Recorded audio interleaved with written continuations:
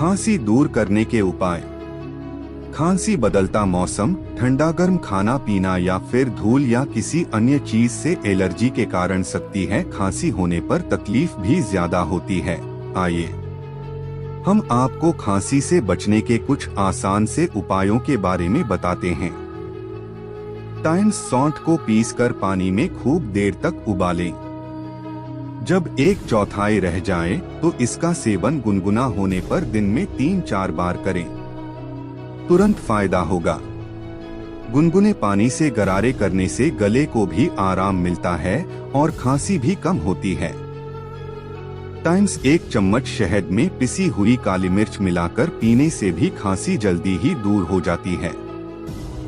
Times 1 चम्मच अदरक का रस में 1/4 शहद एवं चुटकी भर हल्दी मिलाकर लेने से खांसी जल्दी ही दूर हो जाती है।